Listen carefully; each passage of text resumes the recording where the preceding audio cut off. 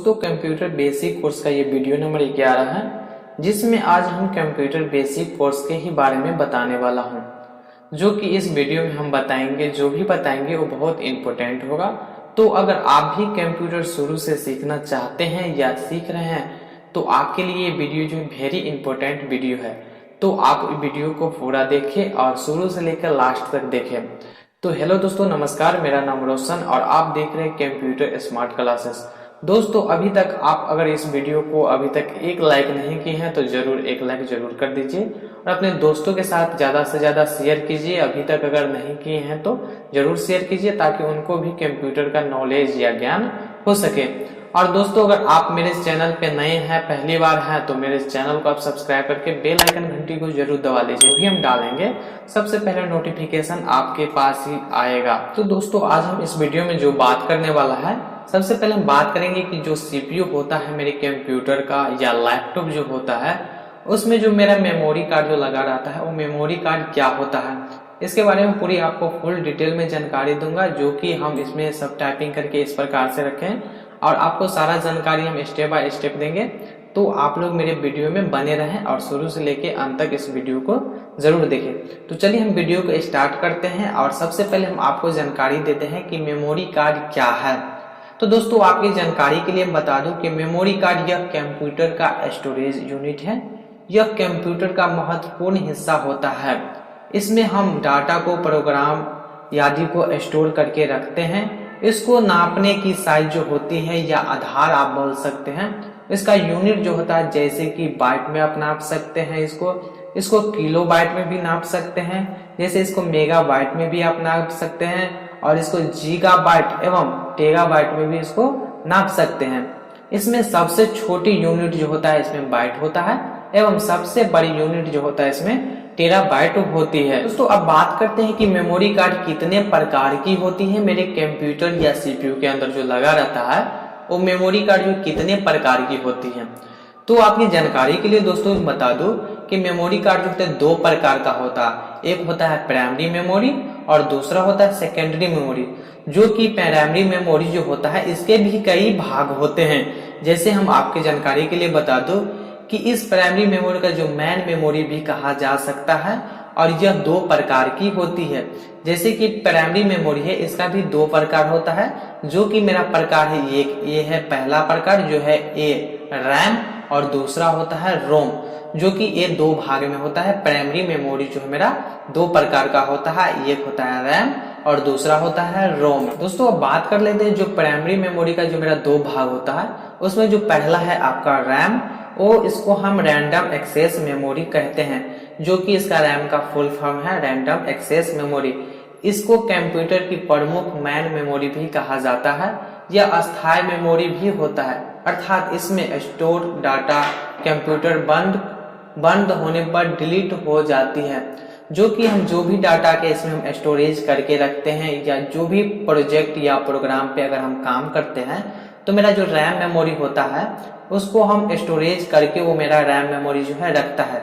किसी कारण से आपका जो सिस्टम बंद हो गया, शट डाउन हो गया, लाइन कटने के कारण या बैटरी डाउन होने के कारण जो है शट डाउन हो जाता है, तो आपका जो भी डाटा रहेगा अगर सेव नहीं किए हैं आप उस डाटा को, तो डाटा ऑटोमेटिक आपका जो है डिलीट हो जाएगा। इसी के लिए ये रैम जो होता है, इसका जो है यह वोल्टेज मेमोरी भी कहलाती है। यह एक सेमीकंडक्टर और फ्लिप फ्लॉप से मिलकर बनी होती है। ये मेमोरी होती है, यह निम्न प्रकार की होती है। जैसे एस रैम होती है, डी रैम होती है, ईटीसी। जैसे कि आगे भी इसका नाम जो है बहुत सारा नाम है, इस नाम से भी ये जाना जाता है। जैसे जो पॉइंट लिए एस रैम, इसका पूरा नाम जो होता है स्टैटिक रैंडम एक्सेस मेमोरी है। यह फ्लिप फ्लॉप से मिलकर बनी होती है, इसलिए यह काम जो है रिप्लेस करने के लिए होती है। जो कि ये मेमोरी आपका सिस्टम को जो ज्यादा रिप्लेस करने के लिए ये मेमोरी आपके सिस्टम में लगा होता है। दोस्तों अब बात कर लेते हैं कि डी रैम क्या होता है। तो हम डी रैम के बारे में बताऊं तो इसका जो है पूरा नाम दोस्तों, यानी कि डी रैम का जो शॉर्टकट यानी कि फुल फॉर्म होता है वो डायनेमिक रैंडम एक्सेस मेमोरी है। यह मेमोरी जल्दी से रिप्लेस करती है, यानी कि आपका जो कंप्यूटर सिस्टम होता है उसको ये जो मेमोरी है जल्दी जो है फास्ट में इसको रिप्लेस करती है। इसका रिप्लेस का मतलब यह है कि जैसे कि इलेक्ट्रॉनिक चार्ज और डिस्चार्ज से होती है, यह 1 सेकेंड में हजारों बार रिप्लेस होती है। अतः इसकी स्पीड और स्लो जो है अन्य रैम की अपेक्षा बहुत कम या बोल सकते हैं सस्ती भी जो है मार्केट में मिलती है।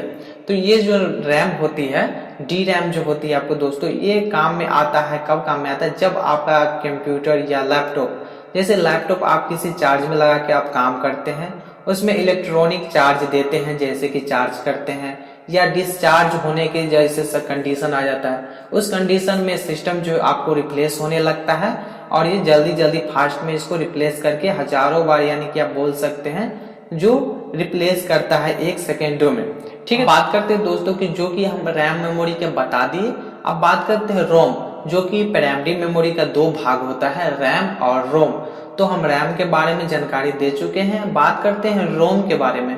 तो रोम मेमोरी जो होता है दोस्तों, रोम का फुल फॉर्म होता है रीड ओनली मेमोरी, यानी कि रोम का पूरा नाम होता है रीड ओनली मेमोरी है। यह कंप्यूटर की प्राइमरी मेमोरी होती है, यह अस्थायी मेमोरी होती है। इसमें कंप्यूटर का स्टोर करने वाले प्राथमिक प्रोग्राम एवं सेटिंग होती है। यह 3 प्रकार की होती है, जो कि आपका पहला है पी रोम, ठीक है दोस्तों, दूसरा है आपको ईपी रोम, तीसरा है आपको ईईपी रोम। इस प्रकार से आपका 3 भागों में ये जो है रोम को बांट दिया गया है, जो कि हम इन तीनों के बारे में बारी बारी से आपको डिस्कस कर लेते हैं।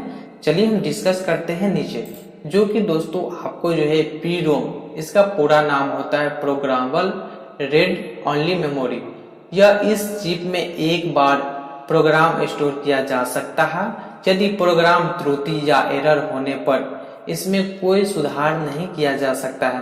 यानी आप कह सकते हैं दोस्तों, अगर जो भी प्रोग्राम पे हम काम कर सकते हैं करते हैं, अगर कोई प्रोग्राम हम इंस्टॉल करना चाहते हैं इस रोम के अंदर, ठीक है दोस्तों, पी रोम के अंदर, अगर किसी कारण से आपको कोई समस्या, दिक्कत, एरर आ गया, तो हम दोबारा उस प्रोग्राम को इसमें हम सेट नहीं कर सकते, यानी कि वो रिजेक्ट हो जाएगा। ठीक है दोस्तों, चलिए अब बात करते हैं दूसरा जो हमको ईपी रोम, इसका पूरा नाम होता है erasable programmable read only memory. इसका चिप जो है स्टोरेज प्रोग्राम सुधार किया जा सकता है। चिप में सुधार करने के लिए चिप को बोर्ड से निकालकर प्रोग्रामिंग कंट्रोलर्स के सामने रखा जा सकता है। इसके लिए हम इसका यूज कर सकते हैं। तो बात कर लेते हैं हम ईईपी रोम जो है, इसका क्या काम होता है। दोस्तों हम आपकी जानकारी के लिए बता दूं, इसका जो होता है पूरा नाम, यानी कि फुल फॉर्म आप कह सकते हैं, electronic erasable programmable read only memory है। इस चिप में ईपीपी रोम का जो है समस्या को दूर किया है, यानी कि जो आपको हम जो ऊपर में बताए हैं ईपी रोम, ठीक है दोस्तों, इसका जो है समस्या जो पहले था, इसका समस्या जो दूर किया है। इस चिप में स्टोरेज प्रोग्राम डाटा में सुधार करने के लिए विद्युत का प्रयोग किया गया था। आजकल जो मदरबोर्ड इसी रोम का प्रयोग किया जा सकता है। दोस्तों अब बात करते हैं हम जो कि सेकेंडरी मेमोरी के बारे में, जो कि सेकेंडरी मेमोरी जो इलेक्ट्रॉनिक मेमोरी भी कहा जाता है। यह कंप्यूटर का भाग नहीं होता है। जो कि ये सेकेंडरी मेमोरी है दोस्तों, ये कंप्यूटर का भाग नहीं होता है। जैसे कि आपको पता है कि जैसे मोबाइल का चिप हो गया, डीवीडी का कैसेट हो गया, मैग्नेटिक डिस्क हो गया, ठीक है दोस्तों, पेन ड्राइव हो गया, इस प्रकार का जो है स्टोरेज होता है। ये सेकेंडरी मेमोरी स्टोरेज का अधिक एवं डाटा एक्सेस करती है। ये प्राइमरी मेमोरी जो है, प्राइमरी मेमोरी से थोड़ा धीमी होती है। इसका स्टोरेज किया गया डाटा हमेशा रहता है, यानी कि जो भी हम सेकेंडरी मेमोरी में हम डाटा को सेव करेंगे, वो डाटा मेरा सीमित समय तक यानी कि रहेगा, जब भी तक उसको हम अच्छे से रख सके। यानी कि आपका जो हार्ड डिस्क जब तक खराब ना हो जाए, तब तक हम किसी डाटा को जो है सेकेंडरी मेमोरी के अंदर जो हम डाल के रख सकते हैं। जैसे कि दोस्तों आपके सेकेंडरी मेमोरी में आ जाता है, जैसे कि आपको जानकारी के लिए बता दूं, जैसे कि हार्ड डिस्क हो गया, फ्लॉपी डिस्क हो गया, पेन ड्राइव हो गया, कॉम्पैक्ट डिस्क हो गया दोस्तों, ठीक है दोस्तों, डिजिटल डिस्क हो गया जैसे कि डीवीडी जिसको आप बोलते हैं, एसएसडी जिसको आप बोलते हैं, सॉलिड स्टेट ड्राइव। आपको दोस्तों जानकारी के लिए बता दूं कि आप एक आता है मैग्नेटिक डिस्क, ठीक है दोस्तों। चलिए अब इस सभी डिस्क के बारे में हम एक एक करके बारी बारी से हम जानकारी ले लेते हैं कि मेरा हार्ड डिस्क क्या होता है, फ्लॉपी डिस्क क्या होता है, हम इन सभी के बारे में एक एक करके आपको जानकारी देते हैं। तो चलिए हम चलते हैं दोस्तों। आपके सबसे पहले हम जानकारी दे दूं कि हार्ड डिस्क ड्राइव जो कि इसका जो स्लो होता है दोस्तों, इसको हम HDD के नाम से भी जानते हैं और HDD का फुल फॉर्म होता है हार्ड डिस्क ड्राइव। यह एक डिस्क स्टोरेज डिवाइस है और यह एक बड़ी स्टोरेज डिवाइस होती है। अक्सर कंप्यूटर या फिर लैपटॉप में टीबी टेरा आरबी टैब के रेंज में दिखलाने के मिलती है। जैसे कि आपको जानकारी के दोस्तों बता दूं कि हार्ड डिस्क ड्राइव जो होता है कुछ इस प्रकार से होता है और इसी प्रकार से वो देखने के लिए आपको मिलेगा हार्ड डिस्क, जो इसी प्रकार से होता है आपका हार्ड डिस्क। आप बात करते हैं दोस्तों की सॉलिड स्टेट ड्राइव, इसका जो होता है शॉर्टकट दोस्तों SSD के नाम से हम इसको जानते हैं। यह HDD के मुकाबले काफी फास्ट होती हैं, जो कि आपको हार्ड डिस्क होता है उससे ये काफी फास्ट होता है और यह कोई भी काम को कंप्यूटर में जल्दी से रन एक्सेस करती है। ये बिजली भी बहुत कम खाती है, यानी कि जो बिजली जो होती है लाइन कनेक्शन वो भी बहुत कम खाती है और बहुत फास्ट यानी कि तेजी से चलती है HDD के मुकाबले। ठीक है दोस्तों, चलिए बात करते हैं कि फ्लॉपी डिस्क क्या है। तो फ्लॉपी जो है ड्राइव जो है इसको शॉर्टकट हम FDD के नाम से जानते हैं और इस स्टोरेज का डिवाइस का है इस्तेमाल पहले बहुत ज्यादा होता था, यानी कि इसका जो इस्तेमाल जो है बहुत ज्यादा होता है और युक्ति में पोर्टेबल होते हैं, जो कि HDD के मुकाबले काफी सस्ते भी होते हैं। लेकिन ये जो है HDD के मुकाबले काफी धीमी चलती है, यानी कि बहुत स्लो चलती हैं, आप कह सकते हैं इसको बहुत ज्यादा स्लो चलते हैं। ठीक है दोस्तों, इसलिए ये बंद हो चुका है अभी।